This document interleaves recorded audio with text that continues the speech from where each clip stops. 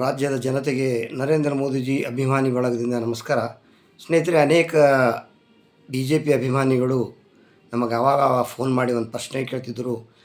ನೀವು ನರೇಂದ್ರ ಮೋದಿಜಿ ಅಭಿಮಾನಿ ಅಂತೀರಿ, BJP ಕಾರ್ಯಕರ್ತರು ಅಂತೀರಿ, ಆದರೆ ರಾಜ್ಯ BJP ನಾಯಕರಿಗೆಲ್ಲ ಕೆಟ್ಟದಾಗಿ ಬೈತಿರಲ್ಲ ಯಾಕೆ ಅಂತ ಕೇಳ್ತಿದ್ರು.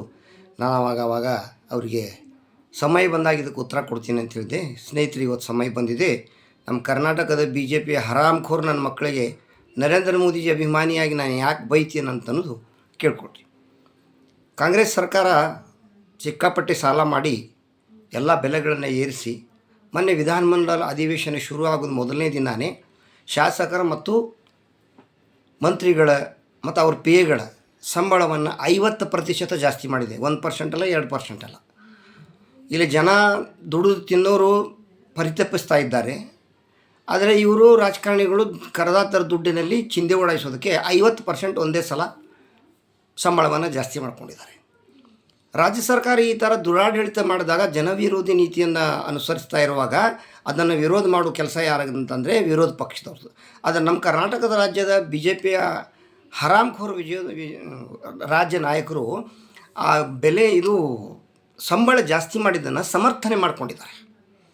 ನಮ್ಮ BJPಯ ಮಾಜಿ ಗೃಹ ಮಂತ್ರಿ ಆರಗ ಜ್ಞಾನೇಂದ್ರ ಆ ಬಡ್ಡಿ ಮಗ ಹೇಳ್ತಾನೆ, ನಾನು ಇದನ್ನು ನಿರಾಕರಣೆ ಮಾಡೋದಿಲ್ಲ, ಜಾಸ್ತಿ ಆಗಿರೋದು, ನಮಗೆ ದುಡ್ಡು ಬೇಕು, ನಾವು ಜನರ ಕೆಲಸ ಮಾಡೋಕ್ಕೆ ಓಡಾಡೋದಕ್ಕೆ ನಮಗೆ ದುಡ್ಡು ಬೇಕು ಅಂತ ಹೇಳ್ತಾನೆ. ನಿಮಗೆ car free, diesel petrol free, police protection free, ತಿನ್ನಕ್ಕೆ ಫ್ರೀ, ಉಣ್ಣಕ್ಕೆ ಫ್ರೀ, ಎಲ್ಲ ಫ್ರೀ ಇದ್ಮೇಲೆ ಮತ್ತೆ ಯಾಕೆ ಜನರ ದುಡ್ಡಲ್ಲಿ ನಿಮಗೆ ಇಷ್ಟಿಷ್ಟು ಒಂದು ಸಂಬಳ ಬೇಕು? ನಿಮಗೆ ನಾಚಿಕೆ ಬರೋದಿಲ್ಲವ? ನಿಮಗೆ ಕರದಾತರ ದುಡ್ಡಿನಲ್ಲಿ ಆರಾಮದ ಜೀವನ ನಡೆಸೋದಕ್ಕೆ ಅಷ್ಟಕ್ಕೂ ಏನು ಕಿಸಿತೀರಂತೇಳಿ ನಿಮಗೆ ಓಡಾಡಂಥ ಕೆಲಸ ಮಾಡ್ತೀರಿ ನೀವು. ಆಮೇಲೆ ಇನ್ನೊಬ್ಬನು BJPಯ ದಲಿತ ನಾಯಕ ಅಂತ ಅವನು ಛಲವಾದಿ ನಾರಾಯಣಸ್ವಾಮಿ ಮಹಾಶಯ ಮೊನ್ನೆ ವಿಧಾನಮಂಡಲದಲ್ಲಿ ಶಾಸಕರಿಗೆ ಮತ್ತು ಮಂತ್ರಿಗಳಿಗೆ ಮಾಲಿಷ್ ಮಾಡೋದಕ್ಕೆ ರಿಕ್ಲೈನರ್ ಚೇರ್ ಅಂತೆ 1 ಲಕ್ಷ ರೂಪಾಯಿಗಿಂತ ಹೆಚ್ಚಿಗೆ ಇದೆ ಆ ಬೆಲೆ. 25 ಚೇರ್ಗಳನ್ನು ತರಿಸಿ ಮಾಲಿಷ್ ಮಾಡ್ಕೊಳ್ಳೋರು ಅಂತಂದರೆ ಈ ಹರಾಮ್ಖೋರ್ ರಾಜಕಾರಣಿಗಳು 3 ಪಕ್ಷದವರು ಆ ವಿಧಾನಮಂಡಲ ಅಂತಂತಂದರೆ ಏನಾದೇನಾದ್ರು ರೆಸಾರ್ಟ್ ಅಂತ ತಿಳ್ಕೊಂಡಿದ್ದಾರೋ ಅಥವಾ ಜನರ ಸಲುವಾಗಿ ಕೆಲಸ ಮಾಡುವಂಥ ಒಂದು ದೇಗುಲ ಅಂತ ತಿಳ್ಕೊಂಡಿದ್ದಾರೆ ಇವರು. ಒಂದೊಂದು ಮಾಲಿಷ್ ಮಾಡೋಕ್ಕೆ ನಿಮಗೆ ಮಾಲಿಷ್ ಬೇಕಂದ್ರೆ ಯಾಕೆ ನಿಮ್ಮ ಮನೆಯಾಗಿನ ಹೆಂಡತಿ ಮಕ್ಕಳು ಸಟದಾರ ಮಾಡಿಸ್ಕೊಳ್ರಿ ಅವ್ರ ಕಡೆಯಿಂದ. ಇಲ್ಲಾಂತಂದ್ರೆ ಬರ್ರಿ ನಿಮ್ಮ ಕ್ಷೇತ್ರದೊಳಗೆ ಕಾರ್ಯಕರ್ತರಿಗೆ ಹೇಳ್ರಿ, 3 ಪಕ್ಷದ ಕಾರ್ಯಕರ್ತರಿಗೆ ನಮಗೆ ಮೈ ಕಡೆ ಆಗ್ತೈತಿ ಮಾಲಿಷ್ ಮಾಡ ಅಂತಂದ್ರೆ ಬರ್ರಿ ನಮ್ಮ ಹುಬ್ಬಳ್ಳಿ ಒಳಗೆ ನಮ್ಮ ಕಿತ್ತೂರು ಚೆನ್ನಮ್ಮ ಮೈದಾನದೊಳಗೆ ಒಂದು ದಿನ ಫಿಕ್ಸ್ ಮಾಡಿರಿ. ನಾವು BJP ಕಾರ್ಯಕರ್ತರು, ಕಾಂಗ್ರೆಸ್ ಕಾರ್ಯಕರ್ತರೆಲ್ಲ ಸೇರಿ ಎಲ್ಲ ರಾಜಕಾರಣಿಗಳಿಗೆ ಎಣ್ಣೆ ಹೆಚ್ಚು ಚಲೋ ನಮ್ಮ ಕಾಲಾಗಿನ ಚಪ್ಪಲಿ ಬೂಟ್ ತೊಗೊಂಡು ನಿಮ್ಗೆ ಚಲೋ ಹೊತ್ತಂಗೆ ಮಾಲಿಷ್ ಮಾಡ್ತೀವಿ, ಮಾಡಿಸ್ಕೊಡ್ರಲ್ಲ. ಹೊಟ್ಟೆಗೆ ಅನ್ನ ತಿಂತೀರೋ ಹೆಚ್ಚಿಗೆ ತಿಂತೀರಿ ನೀವು ರಾಜಕಾರಣಿಗಳು. ಜನ ಇಲ್ಲಿ ಜನನ ಮರಣ ಪ್ರಮಾಣ ಪತ್ರದ ದರವನ್ನು ಕೂಡ ಸಿದ್ದರಾಮುಲ್ಲ ಖಾನ್ ಜಾಸ್ತಿ ಮಾಡಿದ್ದಾರೆ. ಅದರ ವಿರುದ್ಧವಾಗಿ ಏನೂ ಮಾತಾಡೋಕ್ಕೆ ತಯಾರಿಲ್ಲ ಅವರು. ಇವರಿಗೆ ಬೆಲೆ ಇದು ಸಂಬಳ ಜಾಸ್ತಿ ಆಗಿದ್ದು ಬೇಕಂತೆ ಇವರಿಗೆ. ಅಂದರೆ ಮೊದಲು 1 ಲಕ್ಷ ಸಂಬಳ ಇರೋನಿಗೆ 1.5 ಲಕ್ಷ, 2 ಲಕ್ಷ ಇರೋನಿಗೆ 3 ಲಕ್ಷ. ಅವ್ರ PAಗಳಿಗೂ ಕೂಡ ಸೇವ್ ಮಾಡಿದ್ದಾರೆ. 20,000 ಸಂಬಳ ಇದ್ದವಂಗೆ 30, 40 ಇದ್ದವಂಗೆ 60,000. ಯಾರಪ್ಪನ ಮನೆ ಗಂಟು ಅಂತ ಹೇಳಿ ಮಾಡಿದರು. ಅವನು ಹರಾಮ್ಖೋರ್ ಹೇಳ್ತಾನೆ Chalavadi Narayanaswamy, it's not a big amount, ಅದು ರಿಕ್ಲೈನರ್ ಚೇರ್ ಅಲ್ಲ, ಅದು ಮಾಲಿಷ್ ಸಲುವಾಗಿ ತಂದಿದ್ದಾರೆ. ಬೋಳಿ ಮಗನೇ, ನಿಮ್ಮ ಅಪ್ಪನ ಮನೆ ದುಡ್ಡು ತೊಗೊಂಡು ಬಂದು ನೀ ಚೇರ್ ತೊಗೊಂಡು ಮಾಲಿಷ್ ಮಾಡ್ಕೋಲ್ಲ. ಜನರ ಹರಾಮಾಗಿ ಕರ್ದಾತರ ದುಡ್ಡೊಳಗೆ ಯಾಕೆ ಮಜಾ ಮಾಡೋಕೆ ಹೋಗ್ತಿರಲ್ಲ? ಇದಕ್ಕೆ ನಾ ಹೆಂಗೆ ಬಾಲ ಅಲಾಡ್ಸ್ಕೊಂಡು ಬಂದಿರ್ತೇನೆ ಜನರಿದ್ದರಿಗೆ ಓಟ್ ಕೇಳಕ್ಕೆ. ಒಂದು ಕೆಲಸ ಮಾಡಿರಿ, ಪಗಾರ ಜಾಸ್ತಿ ಮಾಡ್ಕೊಳಕ್ಕೆ ಹೋಗ್ಬೇಡ್ರಿ. ಹೆಂಗೆ ನೀವು ಓಟ್ ಕೇಳಕ್ಕೆ, ಮತಭಿಕ್ಷೆ ಕೇಳಕ್ಕೆ ಬರ್ತಿರಲ್ಲ, ನಾ ಈ ಥರ ಬಾಲ ಇಟ್ಕೊಳ್ದೆ ಆ ಥರ ವಾರಕ್ಕೊಂದು ಸಲ ರಾಜಕಾರಣಿಗಳೆಲ್ಲ ಸೇರಿ ಒಂದು ಭಿಕ್ಷೆ ಬಿಡೋ ಒಂದು ಪ್ರೋಗ್ರಾಮ್ ಇಟ್ಕೊಂಡ್ಬಿಡ್ರಿ. ನಾವು ಕರ್ದಾತರು ಏನಿದೀವಲ್ಲ, ನಿಮಗೆ ಮತ ಚಲಾವಣೆ ಮಾಡಿದವರು ನಿಮಗೆ ಭಿಕ್ಷೆ ಕೊಡ್ತೇವೆ ವಾರಕ್ಕೊಂದು ಸಲ. ಅದ ದುಡ್ಡು ತೊಗೊಂಡು ನೀವು ತಿಂದುಕೊಂಡು ಮಜಾ ಮಾಡಿರಿ. ನಾವು ದುಡ್ದು ಸಾಯ್ತೀವಿ. ನಿಮ್ಮ ಯೋಗ್ಯತೆಗೆ ಬೆಂಕಿ ಹಾಕ.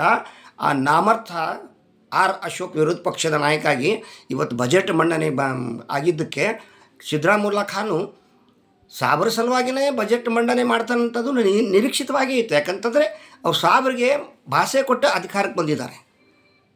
ಸಾಬ್ರನ್ನ ನಾವು ಉದ್ಧಾರ ಮಾಡ್ತೀವಿ ಅಂಥೇಳಿ ಹಿಂದೂಗಳನ್ನು ಉದ್ಧಾರ ಮಾಡೋಕ್ಕೆ ಬಂದಿಲ್ಲ ಅವ್ರು ಏನು ಮಾಡಿದ್ರು ಅಂತಂದರೆ, ನಮ್ಮ ರಾಜ್ಯದಲ್ಲಿ ಕೆಲವು 30-40% ಹರಾಮ್ಖೋರ್ ಹಿಂದೂಗಳಿದ್ದಾರೆ, ದೇಶದ್ರೋಹಿ ಹಿಂದೂಗಳು. ಅಂಥ ಭಿಕಾರಿ ಹಿಂದೂಗಳಿಗೆ ಬಿಟ್ಟಿ ಭಾಗ್ಯದ ಆಮಿಷವನ್ನು ಒಡ್ಡಿ ಅಧಿಕಾರಕ್ಕೆ ಬಂದು ಈಗ ಸರಿಯಾಗಿ ಬಗ್ನಿ ಊಟ ಇಡ್ತಾ ಇದ್ದಾರೆ ಎಲ್ರಿಗೂ ಅವರು ಬೆಲೆಗಳನ್ನು ಜಾಸ್ತಿ ಮಾಡಿ. ಆದರೆ ಈಗೇನೈತಲ್ಲ, ವಿಶೇಷವಾಗಿ ಮುಸಲ್ಮಾನರ ಸಲುವಾಗಿ ಅವರು ಬಜೆಟ್ ಮಂಡನೆ ಮಾಡಿದ್ದು. ಆ ಸಿದ್ದರಾಮುಲ್ಲ ಖಾನ್ ಅವರ ನಿಯತ್ತಿಗೆ ಒಪ್ಪಬೇಕು. ಯಾಕಂದರೆ ಅವರು ತಮ್ಮ ಸಾಬರಿಗೆ ಅವನು ಭಾಷೆ ಕೊಟ್ಟು ಬಂದಿದ್ದಾನೆ ಅಧಿಕಾರಕ್ಕೆ, ನಿಮ್ಮನ್ನು ನಾನು ಉದ್ಧಾರ ಮಾಡ್ತೀನಿ ಅಂತೇಳಿ.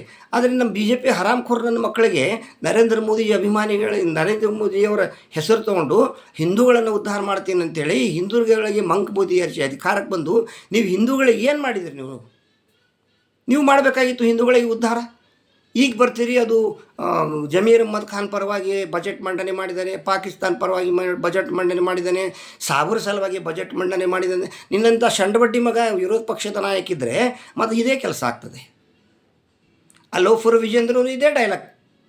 ಸಿದ್ದರಾಮುಲ್ಲಾ ಖಾನ್ ಅವರು ಸಾಬರ್ ಪರವಾಗಿ ಬಜೆಟ್ ಮಂಡನೆ ಮಾಡ್ತಾ ಇದ್ದಾರೆ. ಮತ್ತು ನಿಮ್ಮಂಥ ನಾಮರ್ಥರಿದ್ದರೆ ಏನು ಮಾಡಬೇಕಿನ ಅವ್ರು ಬಂದಿದ್ದೆ ಸಾಬರ್ನ ಉದ್ಧಾರ ಮಾಡೋದಕ್ಕೆ. ಅವ್ರಿಗಿರೋ ನಿಯತ್ತು ನಿಮಗಿಲ್ಲಲ್ಲ ಹಿಂದೂಗಳ ಬಗ್ಗೆ. ಅದಕ್ಕೆ ಕರ್ನಾಟಕ ರಾಜ್ಯದ ಬಿ ಜೆ ಪಿಯ ಹರಾಮ್ಖೋರ್ ಷಂಡ ಬಡ್ಡಿ ಮಕ್ಕಳಿಗೆ ನಡು ರಸ್ತೆಯಲ್ಲಿ ಚಪ್ಪಲಿ ತೊಗೊಂಡು ಹೊಡಿಬೇಕಂತೇಳಿ ನಾನು ರಾಜ್ಯದ ಬಿ ಜೆ ಪಿ ಕಾರ್ಯಕರ್ತರಿಗೆ ನರೇಂದ್ರ ಮೋದಿ ಅಭಿಮಾನಿಗಳ ಪರವಾಗಿ ಹೇಳಿ ಈ ಒಂದು ವಿಡಿಯೋನ ಸಮಾಪ್ತ ಮಾಡ್ತಾ ಇದ್ದೀನಿ. ಸ್ನೇಹಿತರೆ, ಇನ್ಮೇಲಾದರೂ ಜಾಗೃತರಾಗ್ರಿ. ನಮ್ಮ ರಾಜ್ಯದಲ್ಲಿ 3 ಪಕ್ಷದ ಹಲಾಲ್ ಟೋಪಿಗಳು ಜನರನ್ನು ಲೂಟಿ ಮಾಡ್ತಾ ಇದ್ದಾರೆ. 50% ಸಂಬಳ ಅಂತಂತಂದ್ರೆ ಯಾರಪ್ಪನ ಮನೆಗಂಟು ಎಷ್ಟು ಕೋಟಿ ಆಗ್ತದೆ 5 ವರ್ಷದಲ್ಲಿ? ಈಗಾಗಲೇ 2 ಲಕ್ಷ ಕೋಟಿ ಹೊಸ ಸಾಲ ಮಾಡಿದ್ದಾರೆ. ಟೋಟಲ್ 7.5 ಲಕ್ಷ ಕೋಟಿ ನಮ್ಮ ರಾಜ್ಯದ ಸಾಲ. ಇವರೆಲ್ಲರೂ ಸೇರಿ ನಮ್ಮ ಬಿ ಜೆ ಪಿಯ ಹರಾಮ್ಖೋರ್ ನನ್ನ ಮಕ್ಕಳು ಅಡ್ಜಸ್ಟ್ಮೆಂಟ್ ರಾಜಕಾರಣ ಮಾಡ್ತಾಯಿದ್ದಾರೆ. ಜನರಿಗೆ ಮಂಕ್ ಬೂದಿ ಏರಿಸೋದಕ್ಕೆ ಮಾಧ್ಯಮದ ಮುಂದೆ ಬಂದು ಕಾಂಗ್ರೆಸ್ಸಿನ ವಿರುದ್ಧವಾಗಿ ಸುಮ್ಮನೆ ನಾಟಕ ಮಾಡ್ತಾ ಇದ್ದಾರೆ. ರಾಜ್ಯದ ಜನ ಅರ್ಥ ಮಾಡಿಕೊಡ್ರಿ ಅಂತೇಳಿ ಈ ವಿಡಿಯೋನ ಸಮಾಪ್ತ ಮಾಡ್ತಾ ಇದ್ದೇನೆ. ಸ್ನೇಹಿತರೆ, ಜೈ ಶ್ರೀರಾಮ್, ಜೈ ನರೇಂದ್ರ ಮೋದಿಜಿ. ಇನ್ನು ದಯವಿಟ್ಟು ಎಲ್ಲರೂ ಕಳಿಸ್ರಿ, ನೋಡಲಿ, ಅವರು ನೋಡಲಿ, ಬಿ ಜೆ ಪಿಯವರು ನೋಡಲಿ, ಕಾಂಗ್ರೆಸ್ನವರು ನೋಡಲಿ. ನಾಚಿಕೆ ಬಂತಂದ್ರೆ ಏನಾರ ಬದಲಾವಣೆ ಆಗ್ತಾರೋ ಈಗಿಲ್ಲೋ ಗೊತ್ತಿಲ್ಲ.